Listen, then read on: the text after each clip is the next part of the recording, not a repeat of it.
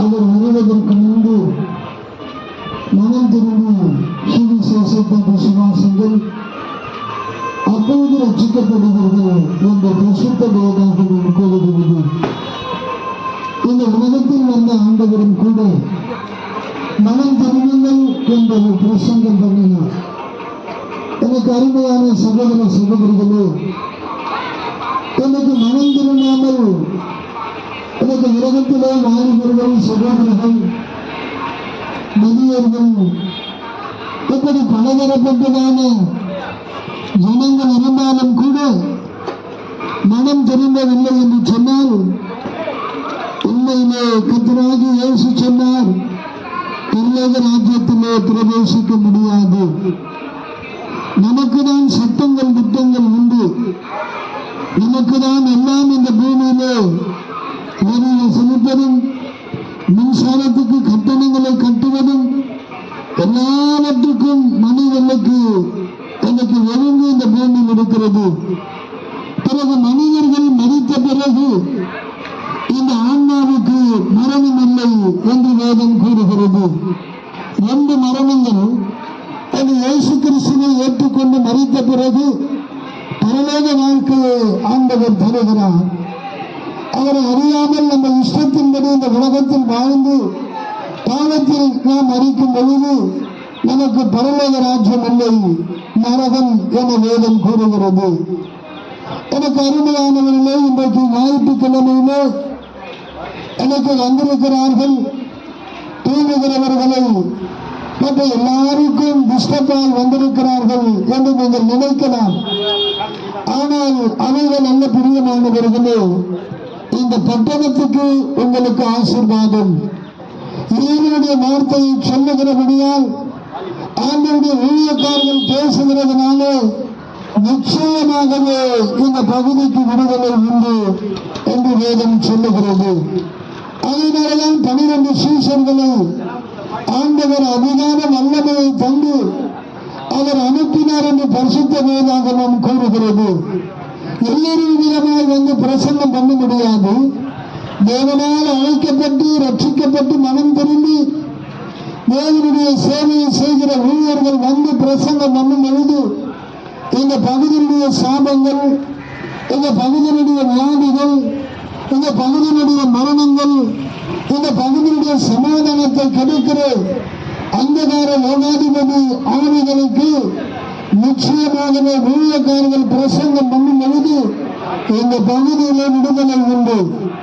ஆண்டவர் ஒரு வார்த்தை சொன்னார், அவர் உங்களை விசாரிக்கிறவராய் இருக்கிறபடியால் உங்கள் கவலைகள் எல்லாம் ஆண்டவர் மேல வைத்து விடுங்கள் என்று பரிசுத்த வேதாகமம் சொல்லுகிறது. கவலை, கடையில பார்த்தா அவருக்கு வியாபாரம் ஆகவில்லையே என்ற கவலை, எனக்கு வேலை இல்லை, வருமானம் இல்லை என்ற கவலை, எனக்கு தாய்மார்கள் குடும்பங்களை நடத்த வேண்டுமே என்ற கவலை, எனக்கு பலதரப்பட்டதான இளைஞர்களுக்கு கவலை. ஆனால் அந்த கவலைகளுக்கெல்லாம் ஆண்டவன் சொல்லுகிறார், என்னிடத்திலே சமாதானம் இளைப்பாறுதல் உண்டு, என்னிடத்திலே நிச்சயமாகவே விடுதலை உண்டு. அதை கேட்கறது இல்லை. என வேதம் சொல்லுகிறது, எல்லாம் எழுதிடுமா? நாங்கள் பேசுகிற கர்த்தருடைய வார்த்தை அது வெளிவதில்லை, அது அழிவதில்லை. ஏனென்று சொன்னால் வானமும் பூமி எரிந்து போனாலும் நீர் தெரிந்த ஆண்டவருடைய வார்த்தைகள் இந்த பகுதிகளிலே அது ஜீவன் உள்ளதால், வல்லமை உள்ளதால், அது நாங்கள் இந்த பகுதிகளிலே விதைக்கிறபடியால் அது நிச்சயமாகவே வாலிபர்களை, சகோதரிகளை இந்த பகுதியிலே அது பாதுகாக்கும் என்று சொல்லி நாங்கள் விசுவாசிக்கிறோம். அதற்குதான் இந்த பகுதியிலே நாங்கள் ஜெபித்து விட்டு கடந்து வந்திருக்கிறோம். விடுதலை தேவை என்று நாங்கள் வந்திருக்கிறோம். ஏதோ கடமைக்காக, மனங்களை மாற்றுவதற்காக ஏதாவது எங்களுக்கு தனியார்கள் என்று நாங்கள் வராமல் உயிர்த்தெழுந்த இயேசு கிறிஸ்துவின் மாறாத வல்லமையுள்ள நாமத்தினாலே அவர் செய்ததான இந்த சுவிசேஷத்தினுடைய வல்லமையான வார்த்தைகளை இந்த பகுதிகளிலே நாங்கள் விதைக்க வந்திருக்கிறோம். இளைஞர்களாய் நாங்கள் இருந்த பொழுது மரணம் எங்களுக்கு வந்தது, வியாதிகள் எங்களுக்கு வந்தது. இந்த ஆண்டவரை அறியாத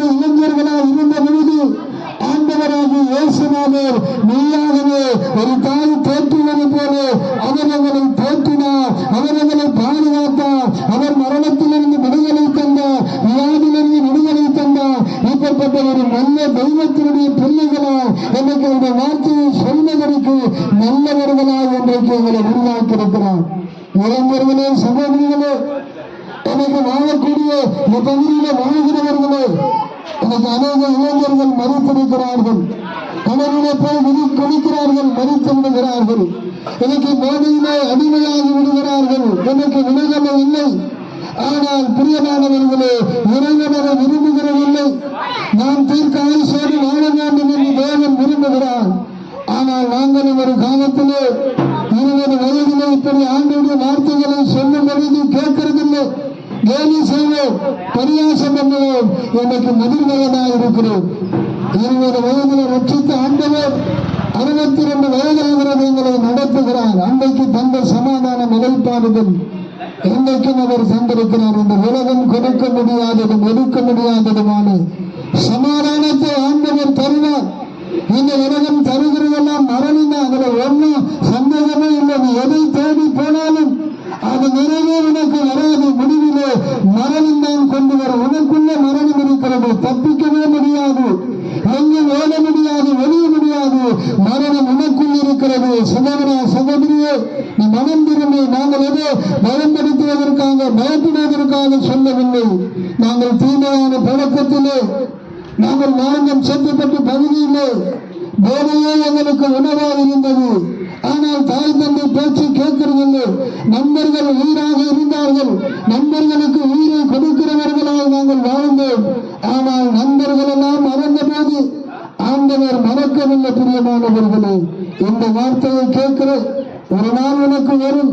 சகோதரா, சகோதரே, அந்த நாள் இயேசுவை நம்பி உன்னை ஆண்டவர் மறக்க மாட்டார்.